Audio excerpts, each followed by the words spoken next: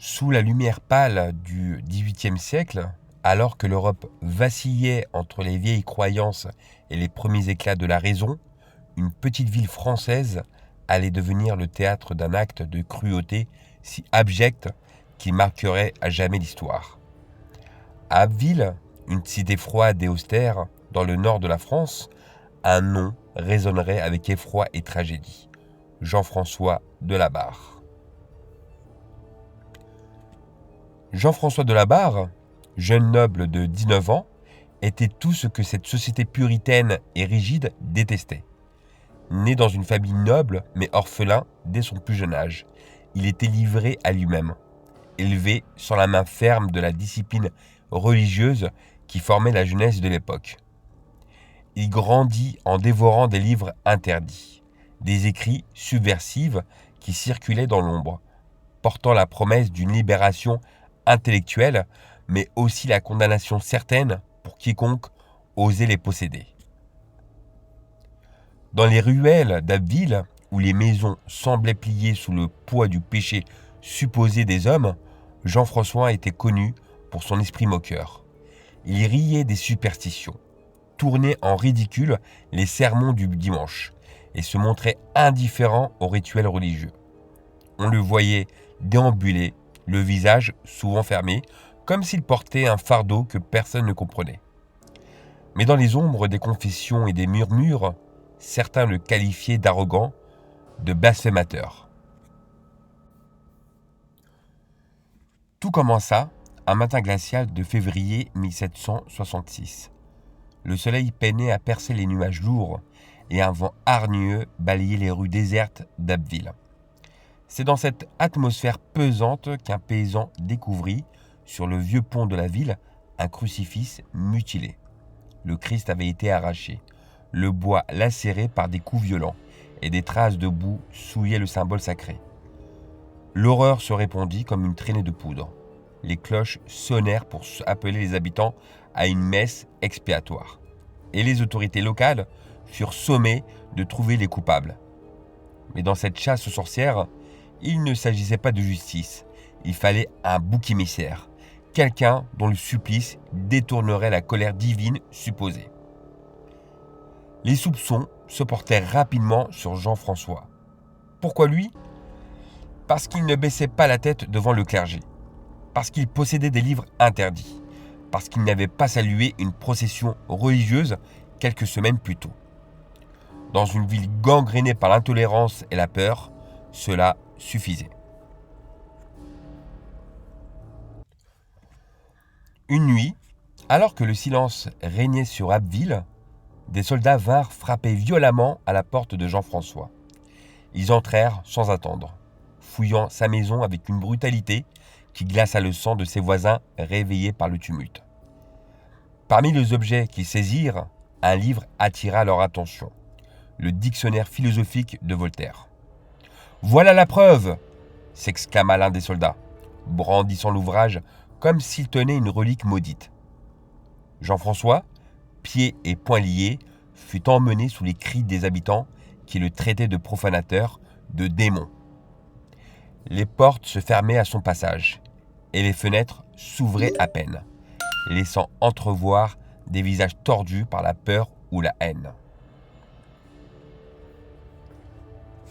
Dans sa cellule glaciale, Jean-François attendait. Les murs suintaient d'humidité et l'odeur rance de la paille pourrie imprégnait l'air.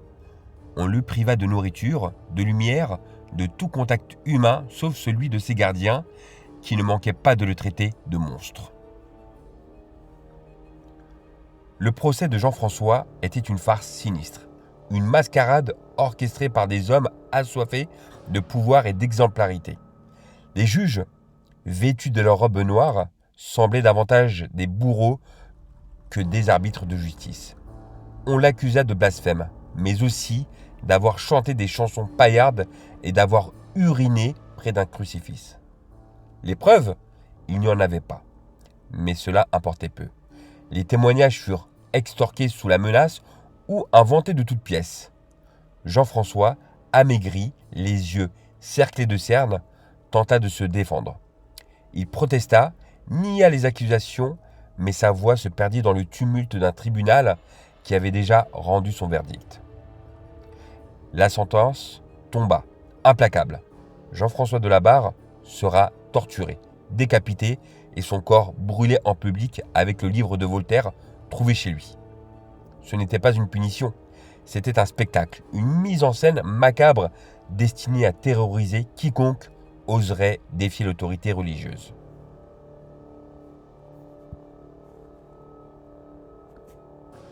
Le 1er juillet 1766, le jour de l'exécution, une foule immense s'était rassemblée sur la place principale d'Abbeville. Les visages étaient graves, mais certains ne cachaient pas une morbide excitation. Le clergé était présent en nombre, psalmodiant des prières tandis que l'échafaud trônait au centre de la scène. Jean-François fut amené, enchaîné, le visage livide, mais le regard encore fier. Avant l'exécution, il subit une torture barbare. Ses genoux furent brisés avec une barre de fer. Les craquements sinistres de ses os, mêlés à ses gémissements étouffés, firent frissonner même les plus insensibles. Mais il ne cria pas une seule fois. Cette résistance, cet acte ultime de défi, transforma son supplice en une tragédie silencieuse, insoutenable.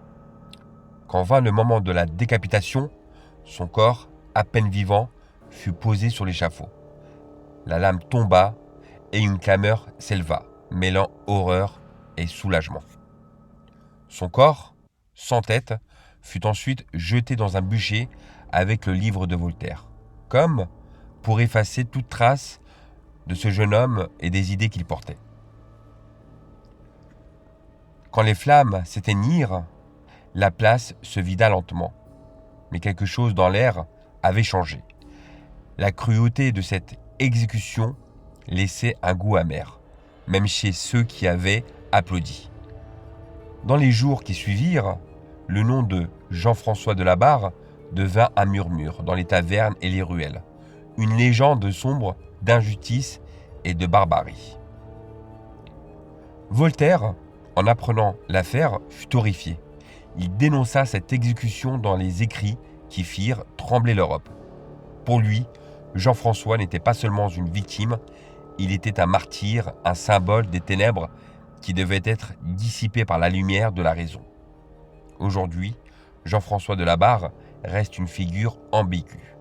Sa vie, marquée par l'insouciance et le défi, a pris une dimension tragique et universelle. Il est le rappel que la peur et la haine peuvent pousser une société à commettre l'irréparable, mais aussi que les idées, même brûlées, survivent toujours.